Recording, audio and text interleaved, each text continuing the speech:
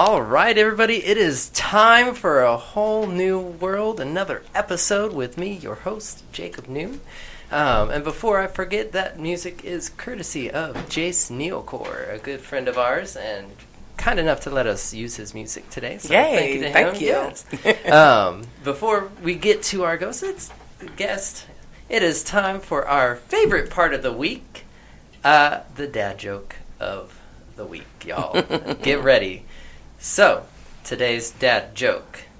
Where do old Volkswagen cars go? To the old folks' home. Oh, wow. I actually like it. That's better than some of the other ones I've done. Yeah, I like it. Yeah. So, so we have Aelicia Chocolate Watson here. Say hey, everybody. Hey, how are y'all? Thank y'all so much for having me. We're glad to have you. So, a good friend of mine, she's introduced us to each other. She's like, you have to meet Chocolate. And that's how she introduced. So, is it okay to call you Chocolate? Yes, it's absolutely okay. Yes. Thank you for asking, yes, though. Yeah. Better safe than sorry. Yes. So, so I met with you, and that's one of the funnest times I've had, sitting in a coffee shop, just chatting it up. So tell us a little about. I have that effect on you. You do. You great personality. I love it. I love it. Yes. Thank you. So tell us a little bit about you, So my name is Aelicia Watson. Yeah. My friends call me Chocolate, and it's absolutely okay to call me Chocolate. Chocolate started as a derogatory. I was bullied and picked on and talked about my skin being darker than most. And when I was 17, I started owning this name Chocolate. And I'm like, you know what? I've arrived. Chocolate it is. It's all good. She is here. Yeah. And I'm 37. I am married to my wonderful husband, Kevin Watson. Congratulations. Thank you. We'll be married 4 years in October. But we go back since 2008. Wow. We have a blended family of 3. My baby girl is 23 on the 24th of this month. Oh, happy early birthday. Yes. And then we have a 28 and 29-year-old girl and boy that are in Rochester, New York. And then we also have some grandkids. And so you're grandma. Yes. I'm Nana, like my grandma. I'm too young to be grandma. Yeah. Or G or Nana, something hip and cool, you know. Whatever the kids are saying. Yeah, whatever the kids are saying. Yes. We live in Dallas, Texas, specifically the South Dallas neighborhood. So if you're familiar with Fair Park area, because I love to use the landmark Fair Park, State Fair of Texas. Yeah. So we're about 5 minutes away from the State Fair of Texas in a pocket community called Bonton. Okay. It's an overlooked, underserved, impoverished community, for lack of better terms. I grew up in poverty, got out, and then went back into the neighborhood to work with women that I can identify with. I not only look like them, but I've been through some of the story and pain and hurt and victories that they've been through. And so we've been there 8 years. Oh, congratulations on that. That's awesome. Yeah. And especially that you're able to get out, but you're going back and helping other people, kind of like breaking the cycle. Yes. That was one of the things I remember we had talked about. Yeah. Well, one of the things I think about is what better person to break the cycle than a person that, can identify with the cycle. Yeah. I've lived it. It's hard to take advice from somebody sometimes that just hasn't gone through what you're going through. Yeah, sometimes absolutely. You always have that mindset like you don't understand. Yeah. You really don't. Yeah, you really don't. Yeah. So you've I get to say, no, I do. Yeah. So you're like, sit down, shut up, listen. Right. Right. So you've had the similar experiences. Would you mind just touching on a little bit, not going in detail and whatever? Absolutely. You invited me to the podcast. I came to be real. Whatever. Thank you for making me feel at home, though. But one of the things that I think about when we get a platform is it's not, you don't just come here to be fake. So when I get the opportunity to tap into viewers and listeners, we're going to be real. That's just the way I roll. And this is out of my wheelhouse. Yes. So I'm Yes. So anyway, I've experienced cancer 3 times. I've had bone cancer cancer twice in my left leg. I had breast cancer in 2013, did a double mastectomy then. I had a baby at 14 years old, so I've experienced generational poverty as well. I've been molested several times by family members and or not. Again, I grew up in extreme absolute poverty. I was married at 18. I experienced domestic violence, all type of hurt and pain, people walking out. I've experienced just my own personal shame, guilt, hurt, failures. But I like to say, but God is the way that I'm able to smile right now. I had a praying grandmother. So back in the day, this old Southern Baptist, we used to say something like, it's nothing like having a praying grandmother. Yeah. And I had a praying grandmother who prayed for me and who really poured into me and told me, baby, you got to learn how to forgive and you got to learn how to forgive. And I was like, no, not forgiving. Do you really want me to do that? So, but I remember God speaking to me. So I grew up a culture Christian, and I remember God speaking to me and just saying, until you fully serve me and trust me and learn me, your life you can't experience the fullness that I have set aside for you. And about 6 years ago, I went through a season of forgiveness with both of my parents that hurt, and just other people in my life that have hurt me and still hurt me now. But I'm telling you, the peace that I have that passes all understanding. Oh my God, I sleep good at night. I sleep so good at night. Oh. So yeah. But God. That's why you're always so happy. Yes. You wake up, you got a good night's sleep. Yes. And, I think I like what you were saying about just kind of just giving yourself over to God, because I mean that's I'm coming back in my faith as well, and that's something I'm currently going through. Yes. And it's tough to let go and just kind of like put your faith in and forgive people that have done you wrong. But I love what you said, but God. Yes. I mean, He makes it all possible. Yes. Nothing I did. Nothing I did and nothing I could do. Because if I was operating in the flesh, I mean, trust me, we're in Texas, and people have we got gun laws here. We got everything. Everybody got a gun in Texas. Yes. So exactly. And so when I think about what God has for me, but then also how He's used me to be the light. I can take no credit, like literally none. Am I still broken? Absolutely. Do I still struggle? Do I still go through things? Absolutely. I might cuss you out if you push me the wrong way. I might. But I'm working on it, I'm making a note right now. Do not push the wrong way.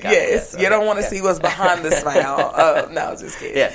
But like some of the things that I think about is just like favor and what He's called me to.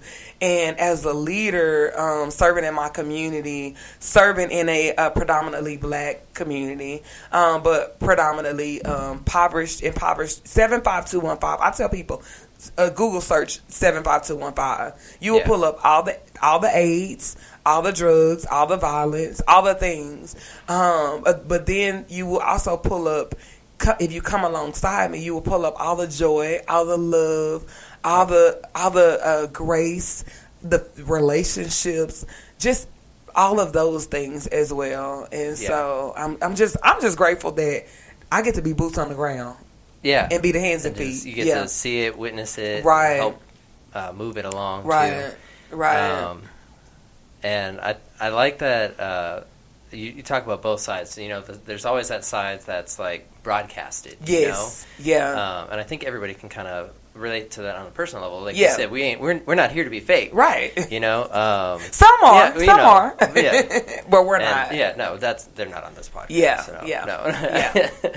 No, but but you also, there's that real side where there's that laughter, that joy. Yeah. And so even and you've gone through so much. Yes. But you're so happy and you smile, and like your persona, just when you walk in, is just so it fills the room, and it brings you. joy, and it I see your smile. I smile too. Thank you. Yeah, I didn't bring my tissue today, but thank you. I think I have some from. I'm good. I probably here, got some packed in this bag over there. Yeah. I almost lost it when you just go and tell them about what you went through, and it just hurts me to know that people go through that. I think one of the things that I think about. Being angry and mad at God and like, why you take me through all this, and being in that shame and that hurt, not wanting to talk about it. The one thing that I know about exposure now is, one, is freeing, and I have so much peace. But two, our testimonies help other people.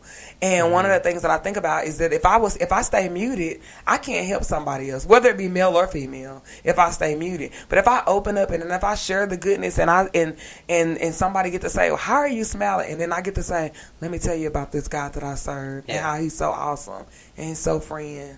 And do I still struggle? Yes, but it's okay. Just because you're smiling doesn't mean you're not struggling. You're finding something to make you happy. Yeah, so, absolutely. God does that. Yeah. Yeah. So, wow, there's so many different ways that I want to go right now. Yes. But do whatever you feel. Let's bring it back to you went back to the community. So tell us what you're doing in the community. Yeah.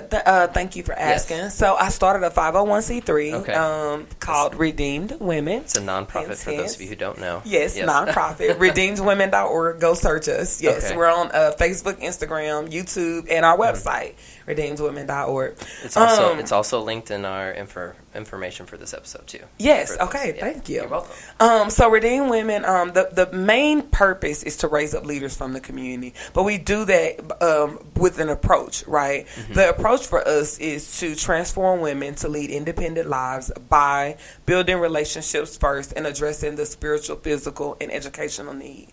You can't address the spiritual, physical, and educational need without building a relationship first. No. You have to show up and build relationships. Does relationship building take time? Yes. Oh, yeah. Is it, do you have to be highly relational? Well, I think I fit the bill. You got that. You got that down. I'm gonna say that right now. Yes, I think I fit the bill on being highly relational. And so one of the things that I think about is walking alongside people is nitty gritty. Mm-hmm. It's muddy. You go through all of the hurt, but would I have wished that somebody walked alongside me when I was going through all my nitty gritty and hurt and drama and pain? Absolutely. And those are some of the things that I lack. My grandmother died when I was 17 years old, so I had to figure it out. I had a baby at 14 years old. Yeah. So I had to figure it out. I went to high school. I went to night school and summer school to graduate high school at 17. Ooh. I went to school for early childhood education before I got into transportation. And then even outside of transportation, I've got some other things up under my belt. Just recently got my nonprofit certification. Because, the thing about the craft is you got to perfect the craft. You got to be educated in the craft, right? No, and you got to keep educating yourself. Yes, yeah. So I'm always around theologians and biblical scholars and those kind of things so I can grow and learn so I can go back into my community and reach behind and get the leader that's coming up behind me. Mm-hmm. There are chocolates there. There are other chocolates in my neighborhood. Some know it and some don't, and some just need the mentorship and discipleship to get that. Yes. And then I move out the way and I'm like, okay, you got this, because it's not about me. It's about you and building up the kingdom. I don't want it. Yeah. We want you to take it over. Yes. We want you to be prepared the right way. And yes. I like how you're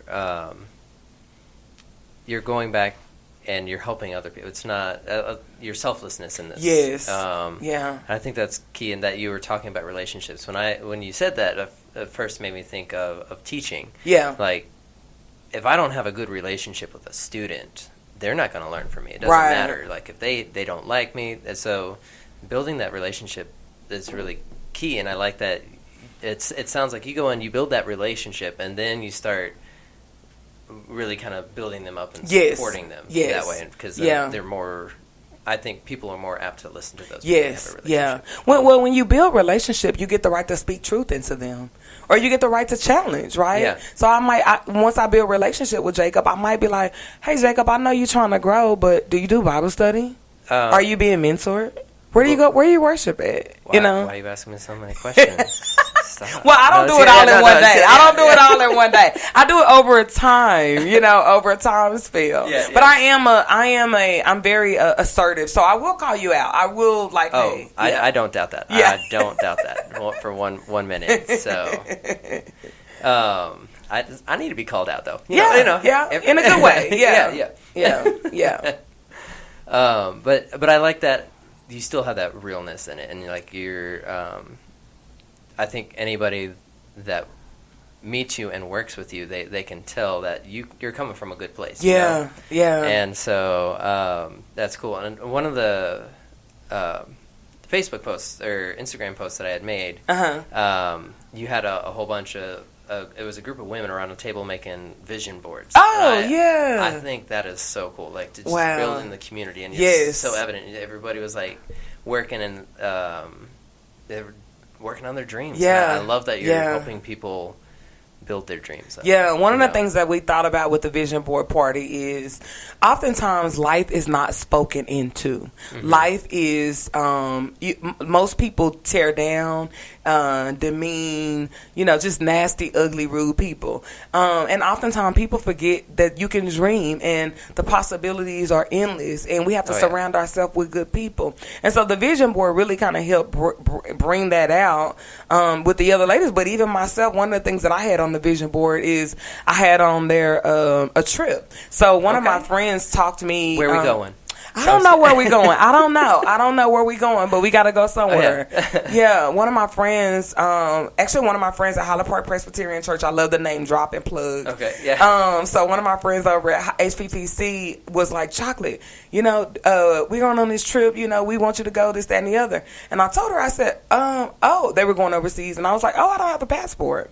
And she said, Chocolate, you don't want to be the friend that when everybody says, let's go, you're the friend that don't have a passport. Yeah. So this was 2 years ago. I went to get my passport. Now, mind you, my passport has not been stamped yet. I have not been anywhere. I'm waiting on somebody to help. Not yet. Yeah, I'm waiting on somebody to help out with that because, I ball on the budget. Yeah. I'm there too. Yeah. So I'm waiting on that. But the fact of the matter is I have a passport. And had that friend not challenged me, because she assumed all of her friends had a passport. She said, I assumed everyone had one. And I'm like, no. And especially, I'm just gonna be real. I'm the black girl from the hood. We don't just go spend money on passports if we don't know we going nowhere or not. Yeah. Let's just be real. And I want to ask this question. Like, most women don't really, do they make it out of the hood?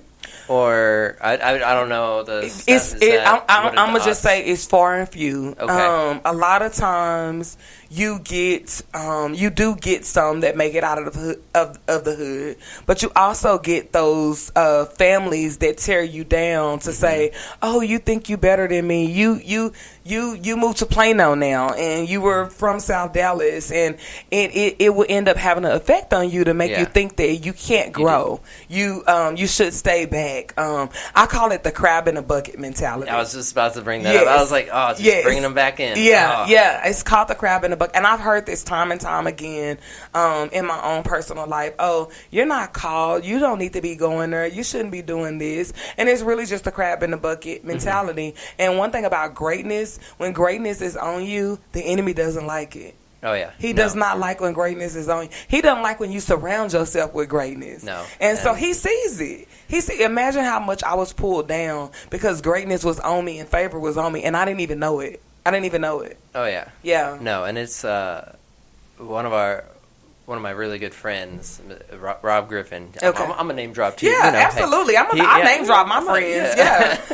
They shouldn't be my friend if they don't want me to name drop. He always says, the devil works hardest when you're closest to the breakthrough. Yes. So that is like kind of like that motivation. Like things are going really bad. Oh, I'm close. Yes.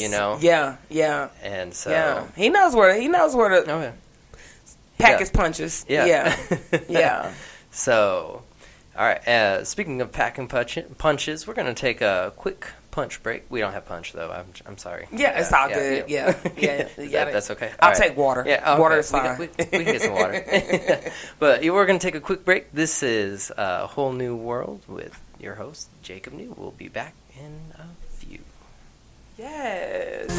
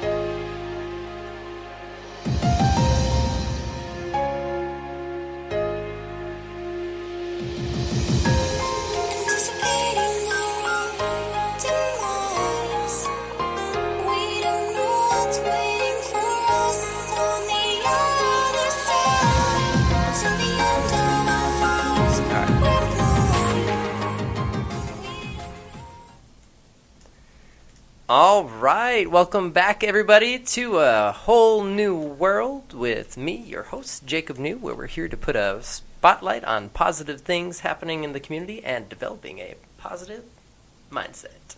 So we have our special guest here, Aelicia Chocolate Watson. So we were just talking about going back, and there's one more thing I want to talk about. You talk about people bringing each other down. You know, people saying, and I mean, that can come from anybody, like family members, friends. But I think a lot of times, too, we do it to ourselves. Yes, we do. You know? We do. And I saw a quote is, we have the most conversations with ourselves than we do with anybody else throughout the day. And so it was, be kind to yourself. Yes. You know? Yeah, we should be kind to ourselves. Well, when I think about my own self, I used to beat my own self up so much. I bought into the lies of my skin being darker than most and that I wasn't a beautiful young lady. I bought into the lies that I was too loud and that you know, no one wanted to hear what I had to say. I bought into the lies that I won't make an effective impact in my community and as a leader and through other people. I bought into a lot of lies. I bought into the lies of that no one would ever love me again, having a baby at 14 and being raped several times. And I bought into the lies, and I just had to grow past that and just change my mindset first. And I'm so glad that you did not buy into those lies. Yes. And you're now doing what you're doing. Right. Sharing your story. I don't think you're loud. Well, thank you. And you... And I call it a lot of personality. Yeah, a lot of personality. I'm glad that you are sharing your personality with the world. And I think I said it earlier, but people just hearing your voice just brings a smile. Yeah. You know, and so I appreciate it. And Thank you. I'm so thankful for everything that you're doing. Thank you. And I know that you've gone through a lot, and to help share your story, help people, because like you said, a big part of that is sharing your story. And so you have a book, which I happen to have right here with me. It's called Anointed, A Survivor's Story From Unspeakable Pain to Undeniable Joy by Aelicia Watson. Yes. So tell us a little bit about your book. Yes. So Anointed, there's a couple of caveats in Anointed. Anointed is my story. It's very graphic and it's gripping. It will bring you to your knees. It will have you crying, bawling in 2 hours. Okay. It's 100 pages, so it's a short read, but it's a hard read. It's also extended with a whole lot of grace, a lot of forgiveness, but it's also the systems of how people come down sometimes are in communities serving and really don't know the culture of communities that they're serving in. People forget to ask questions. They show up and they go into different neighborhoods and say, you should do this or you should do that. Not building a relationship to say, hey, Chocolate, what do y'all need here? What is going on with you? How are you? Do you need anything? How can I get to know you? How can I serve you? And so you get a lot of facade about that.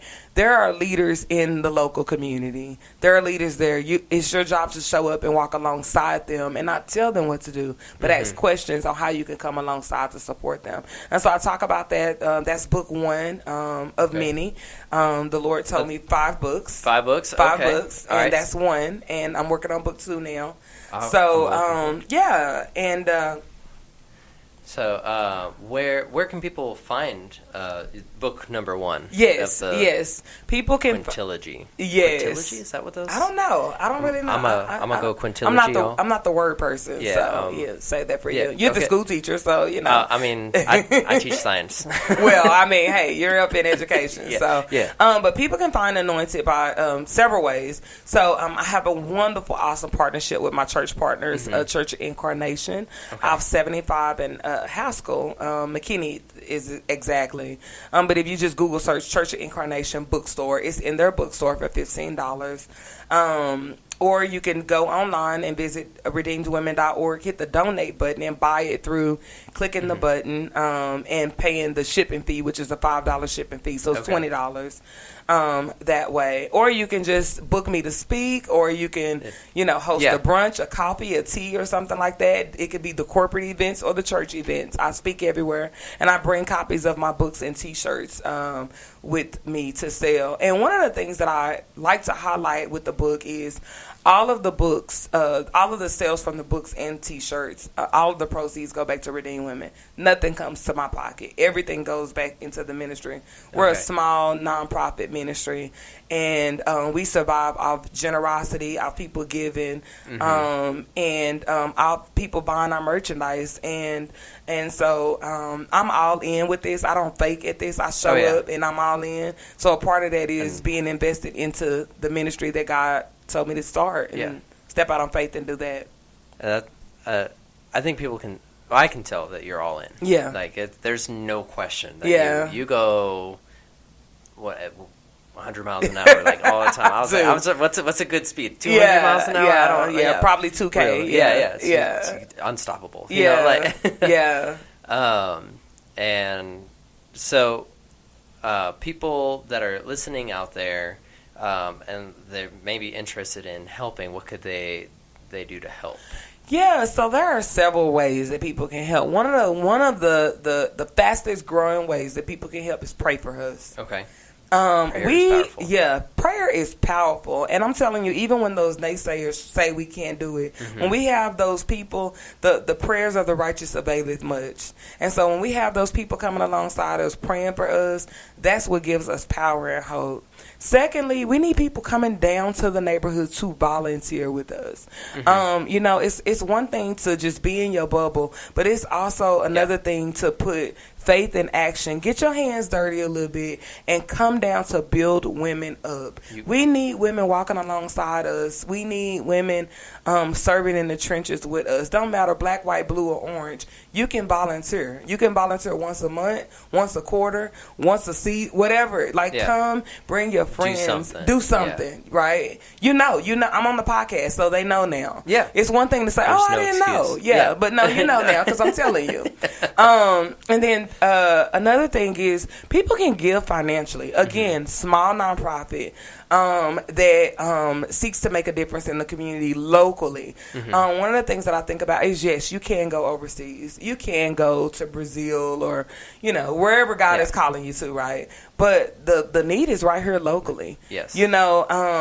There is so much hurt and pain, and there is a lack of resources. And we live in Dallas. We are capital rich here. Yes, we have money here in Dallas. And so some people are not called to come down to volunteer, and some people might don't want to pray. That's okay. Yeah. But some people can't write a check.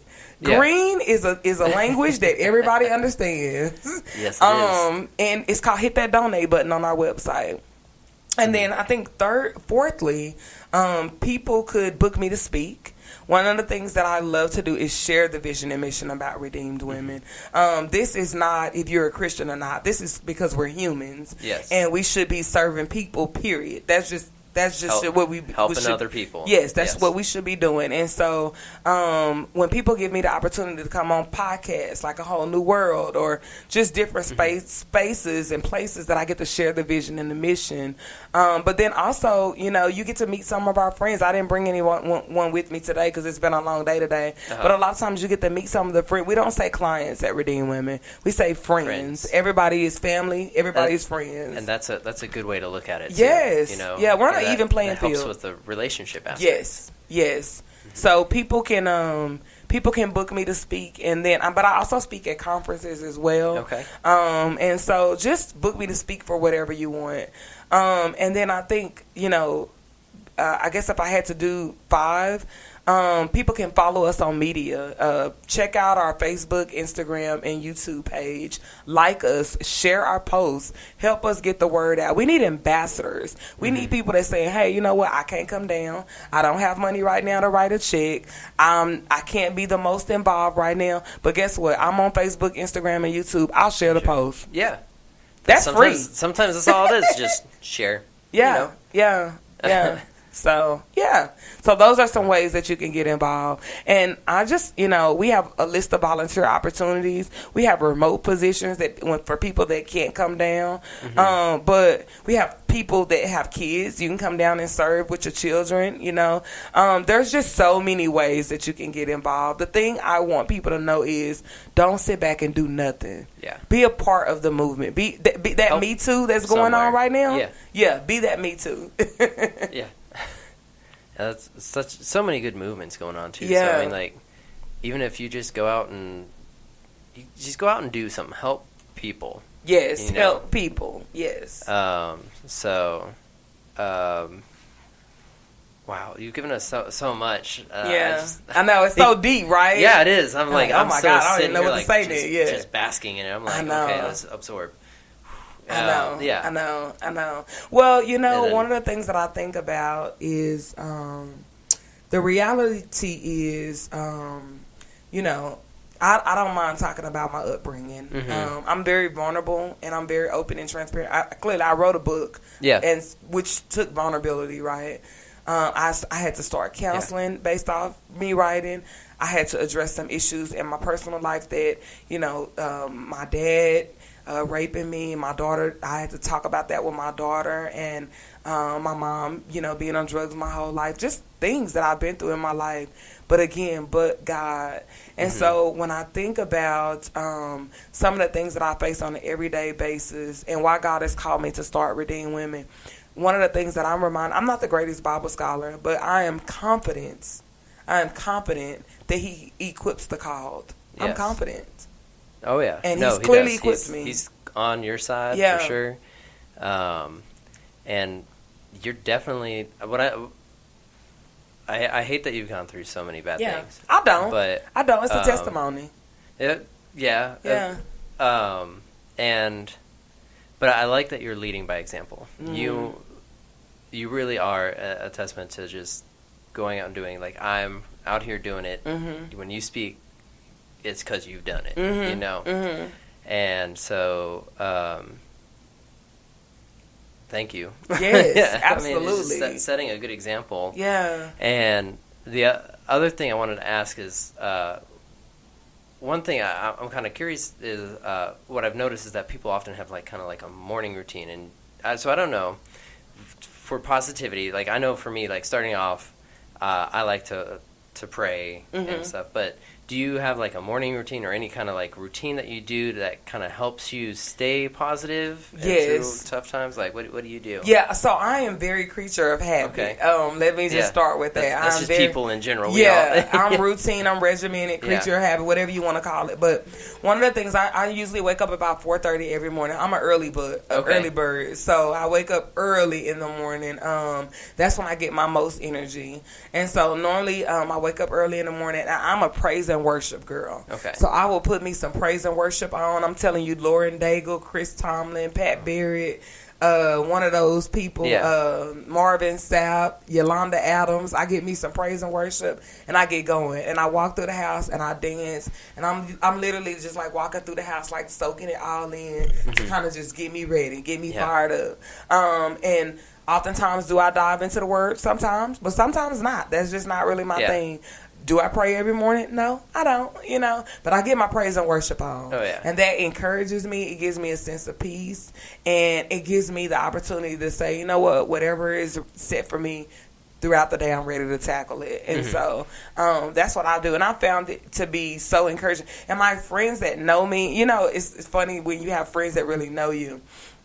Because my friends that know me, they start sending me texts now with different songs that they want me to listen to. Because I hadn't really been exposed to a whole lot of genres of music.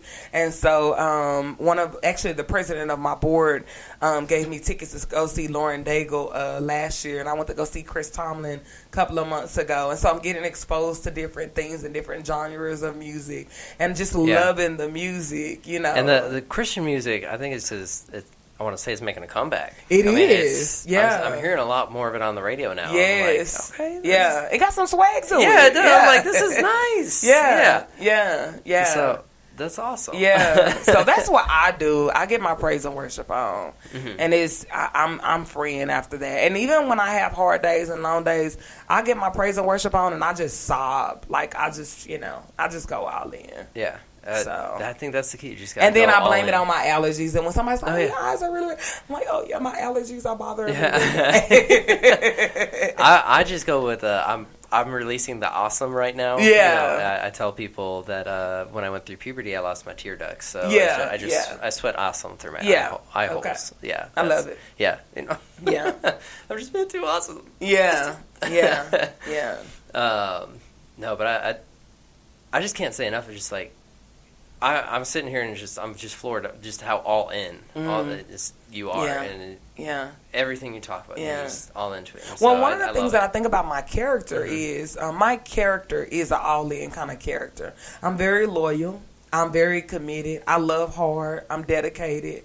I have perseverance to a whole nother. I'm taking it to a whole nother level, and so you can't go and start a nonprofit where you really have the odds against you, right? I don't really have a lot of tools. We're fundraising for a building right now, which we're going to talk about here shortly. Yeah. But we're fundraising for a building right now, and so when I think about some of the tools that I lack, I'm not surrounded where people are just throwing stuff out at me, and so but I am surrounded by that perseverance and that even when it don't look like I think it's supposed to look, I can't throw in the towel. I gotta be all in. I'm not a hot or cold. I'm not a middle. I'm either hot or cold. That's just the way I roll. So yeah. All right. Well, so let's talk about your building real quick. Yeah. So what's going on with that? Yeah, so really excited over the last couple of months. We're 5 months in, almost 6 months in a minute into the new year, and I know. So we've been fundraising. So right now we're operating out of the Watson home. Let's just say Kevin and Aelicia Watson's home. We live in I've heard of that establishment. Yeah, it's a very nice establishment. Yeah, very nice establishment. Yes, thank you. So we live in a Habitat house. We bought a house from Habitat for Humanity. So if you know Habitat, the houses are not that big. But I'm reminded that God said go. He didn't say go when you get the building. No. He didn't say go when you get all the money. He didn't say go when things line up. He just said go, and I'll take care of everything else. And so with that being said, we started our capital campaign last May. So it's just been a year now where we were raising money for our space that will be in South Dallas called The Well. The women, Well. Yes. Okay. The women in the Bible met at the well, John 4, the Samaritan woman, all the stories, right? But one of the things that we thought about is what could we create? What name could we call this that created a neutral name that women would know this is for us. It's in our community. We get to take advantage of it. We get to take care of it, and it's ours. And so we decided to go with The Well. So we are at we had a fundraiser with Nicole Norderman. Okay. Yes, I got a name drop. Nicole Norderman. May 2nd, she came, and our church partner, Incarnation Church, let us use their facility, and got Nicole Norderman as our artist for free. Hint, drop. So cool, yeah. And so which brought us up to a total of $82K so far, just in a year. That's good. Yeah. So we still have another 175 to go. No, I'm sorry, not 100, 119 to go. Okay. Yeah. So that's where if people make donations, that can go towards that. Yes, please. We want them God-sized donations. We're expecting my word for this year is expectant. Okay. So last year was favored, this year is expectant, and so I'm expecting that people will write those God-sized checks that only they can write to come along and say, you know what, I want stake in this. To me, one of the things that I think about for you, Jacob, wouldn't it feel good for Jacob to say, no, I helped do that? Oh yeah, I was a part of that. And so that's what we're hoping for, and again, His will be done. But one of the things that I think about is people don't know our need if we don't talk about it. And I have clearly I ain't got no problem. I'm like, oh, you want me to tell you about The Well? Let me tell you. Come see the well when we're done. Yeah, come see. And so I'll paint you a picture. Yeah, but one of the things that I think about in our neighborhood, again, I tell people to Google 75215. You will see the stats there. But one of the things that I think about is just like where we are right now. We're up in what is this, Addison? We're in. Yeah. There's no Starbucks. There's no Kroger in my neighborhood. There's no Tom Thumb. There's no. Fast food is very limited, and so we lack a lot of things there, and we lack a space for us to do our ministry out of. And so, thank God that I have an awesome husband who's a truck driver, but who also believes and supports the vision and mission of Redeemed Women. So he's like, baby, I know we got to use the house right now. It's all good. And, the ladies, they just show up, and we're hopeful that we'll have our space, when God says. One of the things that I'm reminded of the favor in December of 2017, we were fundraising for a transportation because I was using my car to take the ladies to the grocery store, one person at a time. They have 3 or 4 kids. Imagine one person. Yeah. And we needed a van. And at the end of the year, God dropped that God-sized package, a brand new 2017 12-passenger van in my lap. What's up? He was just like, here. I see you. I know you trying, and I see your effort, so we're going to give this to you. And then, trip this out, we got the van that sat on the lot for 2 weeks because we didn't have commercial insurance. It sat on the lot. And I didn't know what commercial insurance was. I don't know. I got regular insurance. That's not a TV. What do I what do you mean? What is that? So I have sat on the lot for 2 weeks before we got in commercial insurance. And I did a Facebook blast and just kind of, hey, friends, I needed your help. And within 48 hours, we had the $5,000 we needed for commercial insurance. And people were calling me like, hey, I think that's a little high. And I'm like, yeah, it is. But let me tell you why. Because they checked my credit and it's not good. I don't have a brick and mortar. Yeah. I've never had commercial insurance before. There are a lot of things that are against me. As the founder and CEO of Redeemed Women. But then God is like, no, I know the stripes, and that's why I'm going to vindicate, and it's going to be done the way I want it to be done. Oh, yeah. So when I think about the van that's rolling good, you think I'm worried about the well? I'm not worried. No. Not. He will take care of it. Yes, he will do it. Yes. People will be generous. Yes, they will. By visiting redeemedwomen.org and hitting the donate button. I love it.